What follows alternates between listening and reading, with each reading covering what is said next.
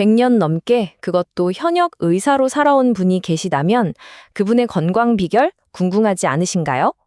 오늘은 바로 그 특별한 분의 지혜를 한번 들여다보려고 합니다. 자, 먼저 이 숫자부터 보시죠. 101.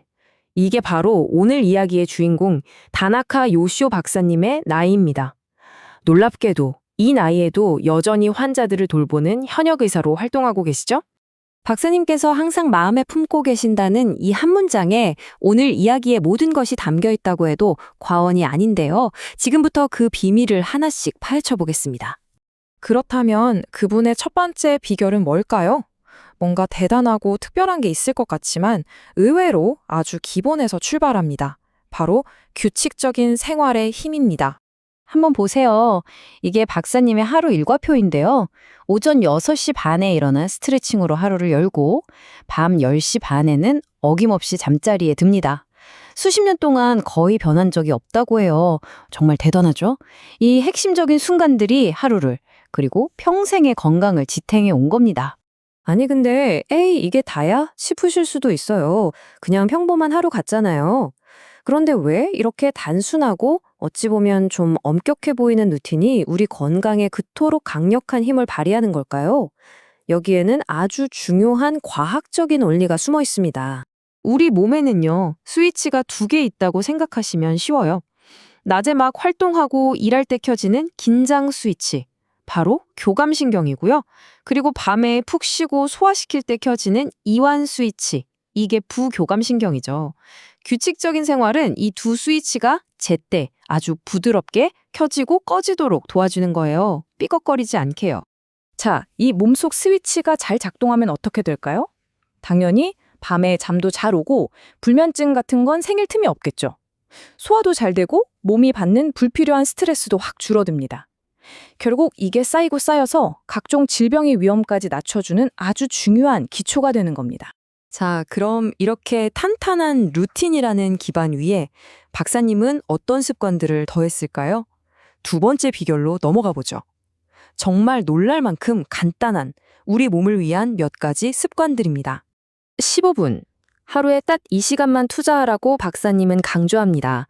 대체 뭘 하라는 걸까요? 바로 햇볕을 쬐는 겁니다. 아니, 하루에 딱 15분 햇볕 쬐는 게 뭐 그리 대단하냐고요? 엄청납니다. 우선 우리 몸속의 생체 시계를 정확하게 맞춰주고요. 행복 호르몬이라고 불리는 세로토닌 분비를 확 늘려주죠. 뼈 건강에 필수적인 비타민 D도 만들어내고요. 심지어 일부 소화기 계통의 암을 예방하는 데도 도움이 된다고 하니 이보다 좋은 영양제가 있을까요? 그리고 또 하나, 매일 30분씩 산책을 하신대요. 근데 이게 막 땀 뻘뻘 흘리는 그런 격렬한 운동이 아닙니다. 하체 근력을 잃지 않을 정도로 걷고 또 계절이 어떻게 변하는지, 주변 풍경은 어떤지 느끼면서 정신적인 풍요로움을 얻는 시간인 거죠. 그리고 마지막 습관은 자세입니다. 특히 잠잘 때의 자세요. 여기서 박사님이 좀 의외의 조언을 하세요. 바로 베개를 쓰지 말라는 겁니다. 왜 베개를 쓰지 말라고 할까요? 나이가 들면 자신도 모르게 등이 앞으로 굽기 마련이잖아요. 그런데 베개 없이 똑바로 누워 자면 밤새 우리 몸이 스스로 척추를 바르게 펴려고 노력한다는 거예요. 자연스럽게 자세를 교정해 주는 거죠. 자, 이렇게 몸을 위한 습관들을 살펴봤는데요. 여기서 끝이 아닙니다. 박사님의 세 번째 비결은 이 모든 것을 아우르는 더 큰 개념이에요. 바로 마음이 건강을 만든다는 생각입니다. 신체와 정신을 연결하는 거죠. 현대인이라면 누구나 스트레스를 받죠. 스트레스는 무조건 피해야 할 나쁜 것, 우리 건강의 적이라고 생각하잖아요. 그런데 박사님은 여기에 질문을 던집니다. 스트레스는 정말 항상 나쁘기만 한 걸까? 하고요. 이 말을 한번 들어보세요. 스트레스를 느낀다는 것은 당신이 살아있다는 증거다. 박사님은 오히려 아무런 긴장감 없이 사는 게 더 큰 스트레스일 수 있다고 말합니다. 적당한, 우리가 감당할 수 있는 수준의 스트레스는 오히려 삶의 활력소가 된다는 거죠. 이건 그냥 좋은 말이 아니에요. 박사님은 100년 가까이 환자들을 돌보면서 직접 보신 겁니다. 똑같은 병에 걸려도 나는 나을 수 있다고 긍정적으로 생각하는 환자와 이제 끝이야 라고 절망하는 환자의 결과가 완전히 달랐다는 거예요. 마음가짐이 몸을 바꾼다는 걸 수없이 목격하신 거죠.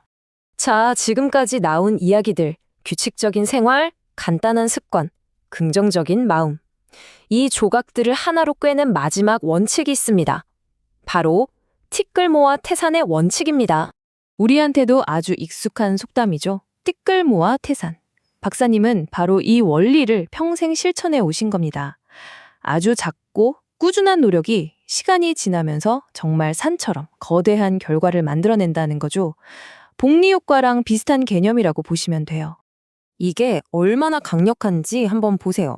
매일 딱 10분 스트레칭 하는 거 별거 아닌 것 같죠? 그런데 이걸 10년 동안 하면 무려 36,500분이 됩니다. 10년 동안 이 스트레칭을 한 사람과 안 한 사람의 몸은 비교할 수 없을 정도로 달라져 있겠죠? 그 차이가 바로 티끌이 모여 태산이 된 결과입니다. 그래서 박사님은 이렇게 조언합니다. 처음부터 너무 완벽하게 하려고 애쓰지 말라고요. 100%를 목표로 잡으면 금방 지치고 포기하게 되잖아요. 그냥 한 70% 정도만 꾸준히 해보자, 이만하면 됐어 하는 마음으로 작게 시작하려는 겁니다. 그게 훨씬 더 오래 꾸준히 할 수 있는 비결이에요. 자, 오늘 101세 현역 의사 선생님의 지혜를 함께 나눠봤습니다. 결국 핵심은 거창한 계획이 아니라 오늘 당장 시작할 수 있는 작은 실천에 있었네요. 그래서 마지막으로 여러분께 이 질문을 드리고 싶습니다. 오늘 여러분의 건강을 위해 시작할 작은 습관은 무엇인가요?